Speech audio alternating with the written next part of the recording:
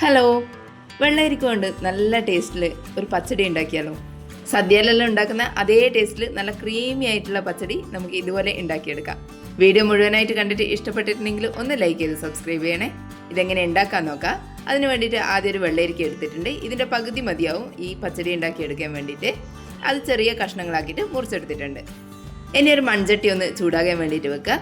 നന്നായിട്ട് ചൂടായി വന്നു കഴിഞ്ഞാൽ അതിൻ്റെ അകത്തേക്ക് ഒരു 2 ടേബിൾ സ്പൂൺ വെളിച്ചെണ്ണ ഒഴിച്ചു കൊടുക്കാം. വെളിച്ചെണ്ണ ഒന്ന് ചൂടായിട്ട് വരുമ്പോൾ അതിൻ്റെ അകത്തേക്ക് നമ്മൾ അരിഞ്ഞു വെച്ചിട്ടുള്ള വെള്ളരി കഷ്ണങ്ങൾ ചേർത്ത് കൊടുക്കാം. ഇനി ഇത് കുറച്ച് സമയം ഒന്ന് വഴറ്റി കൊടുക്കാം. വെള്ളരിക്ക കഷ്ണങ്ങളിൽ വെളിച്ചെണ്ണയെല്ലാം ഒന്ന് പിടിക്കുന്നവരെ ഒന്ന് വഴറ്റിയെടുക്കാം.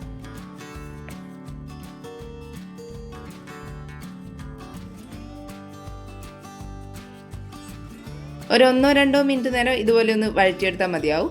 നമ്മളിതുപോലെ വഴറ്റിക്കൊണ്ടിരിക്കുമ്പോൾ ഇതിൻ്റെ അകത്ത് നിന്ന് വെള്ളമെല്ലാം ഇറങ്ങി വരും.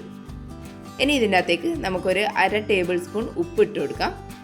ഇനി ഇതിൻ്റെ അകത്തേക്ക് എരിവിനാവശ്യമായിട്ട് 4 പച്ചമുളക് മുഴുവനായിട്ട് ഇട്ട് കൊടുക്കാം. കഷ്ണങ്ങളാക്കാണ്ട് മുഴുവനായിട്ട് ഇട്ട് കൊടുക്കാം. ഇനി ഇതിൻ്റെ അകത്തേക്ക് 1 കപ്പ് വെള്ളം കൂടി ഒഴിച്ചു കൊടുക്കാം.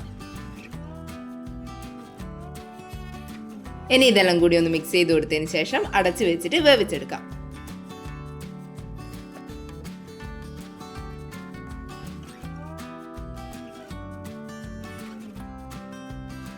ഏകദേശം ഒരു പകുതി വേവാവുന്ന സമയത്ത് അടുപ്പൊന്ന് തുറന്നതിന് ശേഷം ഇതിൻ്റെ അകത്ത് നമ്മൾ ഇട്ട് കൊടുത്ത് പച്ചമുളക് വേറെ തന്നെ ഇങ്ങെടുത്ത് വെക്കാം.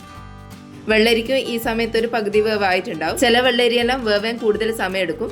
അങ്ങനെയാണെങ്കിൽ ആവശ്യമുണ്ടെങ്കിൽ കുറച്ചുകൂടി വെള്ളം ഒഴിച്ചു കൊടുക്കാം. ഈ സമയത്ത് തന്നെ വെള്ളരിക്ക നന്നായിട്ട് വെന്ത് വന്നിട്ടുണ്ടെങ്കിൽ അടച്ചു വെക്കാണ്ട് തുറന്നു വെച്ചിട്ട് തന്നെ ഈ വെള്ളം ഒന്ന് വറ്റിച്ചെടുക്കാം. ഇനി ഒരു മിക്സീൻ്റെ ജാറിലേക്ക് 1 കപ്പ് ചിരകിയ തേങ്ങ ഇട്ട് കൊടുക്കാം. അധികം ഉണങ്ങാത്ത പച്ചത്തേങ്ങ ഉണ്ടെങ്കിൽ അതായിരിക്കും ഇതിന് നല്ലത്. ഇനി നമ്മൾ വേവിച്ച് വെച്ചിട്ടുള്ള പച്ചമുളക് കൂടി ഇതിൻ്റെ കൂടെ ഇട്ട് കൊടുക്കാം. കൂടെ തന്നെ ഒരു ചെറിയ കഷ്ണം ഇഞ്ചി കൂടി ഇട്ട് കൊടുക്കാം. ഇനി ഇത് അരക്കാൻ ആവശ്യത്തിന് കുറച്ച് വെള്ളം ഒഴിച്ചിട്ട് ഒന്ന് അരച്ചെടുക്കാം. ഇനി ഇത് നന്നായിട്ടൊന്ന് അരച്ചെടുക്കാം. വെണ്ണ പോലെ അരയാന്നെല്ലാം പറയൂലേ, അതുപോലെ നന്നായിട്ടൊന്ന് അരച്ചെടുക്കാം. ഇനി ഇതിൻ്റെ അകത്തേക്ക് 1 ടേബിൾ സ്പൂൺ പച്ചക്കടുക് ഇട്ട് കൊടുക്കാം. ഇനി ഇത് ഒന്നുകൂടി ഒന്ന് അരച്ചെടുക്കാം. കടുകെല്ലാം പൊട്ടി വരുന്നവരെ ഒന്നുകൂടി അരച്ചെടുക്കാം. ഇതുപോലെ കടുകെല്ലാം പൊട്ടി വരുന്നവരെ അരച്ചെടുത്തിട്ടുണ്ട്. അപ്പോഴേക്കും നമ്മൾ വെള്ളരിക്ക നന്നായിട്ട് വെന്ത് വന്നിട്ടുണ്ട്.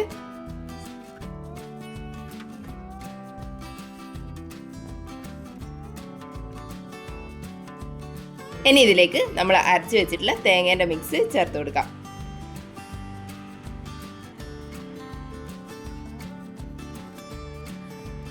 മിക്സിൻ്റെ ജാറിലേക്ക് കുറച്ച് വെള്ളം കൂടി ഒഴിച്ചിട്ട് ഇതിൻ്റെ അകത്തേക്ക് ഒഴിച്ചു കൊടുക്കാം. ഇനി ഇതെല്ലാം കൂടി ഒന്ന് മിക്സ് ചെയ്തെടുക്കാം. ഫ്ലെയിം ഓഫ് ചെയ്തിട്ടില്ല, ലോ ഫ്ലെയിമിൽ വെച്ചിട്ടാണ് ഇത് മിക്സ് ചെയ്തെടുക്കുന്നത്. ഇനി ഇത് ചെറുതായിട്ടൊന്ന് തിളപ്പിച്ചെടുക്കണം. തേങ്ങേൻ്റെ ആ പച്ച ചൊവ്വയെല്ലാം മാറുന്നവരെ ഒന്ന് തിളപ്പിച്ചെടുക്കാം. മൺചട്ടിയിലായതുകൊണ്ട് ഇത് പെട്ടെന്ന് തന്നെ തിളച്ച് വരും. ചട്ടിയിൽ നല്ല ചൂടുള്ളതുകൊണ്ട് ഈ തേങ്ങ പെട്ടെന്ന് തന്നെ ചൂടായി കിട്ടും. കൈവിടാതെ തന്നെ ഇളക്കിക്കൊണ്ടിരിക്കുക. ഒന്ന് തിളച്ച് വന്നു കഴിഞ്ഞാൽ ഇത് ഫ്ലെയിം ഓഫ് ചെയ്തിട്ട് ചൂടാറാൻ വേണ്ടിയിട്ട് മാറ്റി വെക്കാം. ചൂടാറാൻ വേണ്ടിയിട്ട് ഒരു അരമണിക്കൂർ മാറ്റി വെച്ചിട്ടുണ്ട്. നന്നായിട്ട് തണുത്തിട്ടില്ല, ചെറിയൊരു ചൂടുണ്ടാവും. ഇനി ഇതിൻ്റെ അകത്തേക്ക് ഒരു 1.5 കപ്പ് തൈര് സ്പൂൺ കൊണ്ട് നന്നായിട്ട് ഉടച്ചെടുത്തതിന് ശേഷം ഒഴിച്ചു കൊടുക്കാം. ഇതുപോലെ ചൂടൊന്ന് കുറഞ്ഞതിന് ശേഷം മാത്രം തൈര് ഒഴിച്ചു കൊടുക്കുക. ഇനി ഇത് നന്നായിട്ടൊന്ന് മിക്സ് ചെയ്തെടുക്കാം.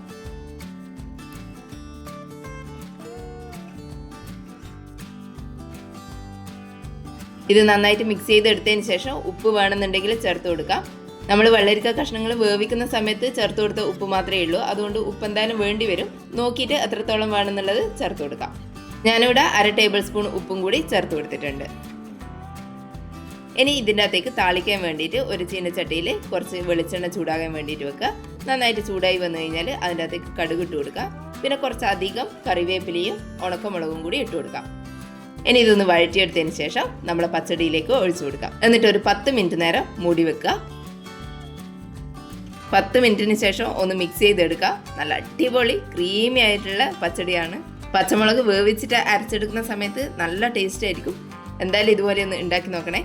വീഡിയോ കണ്ടിട്ട് ഇഷ്ടപ്പെട്ടിട്ടുണ്ടെങ്കിൽ ഒന്ന് ലൈക്ക് ചെയ്ത് സബ്സ്ക്രൈബ് ചെയ്യണേ. താങ്ക്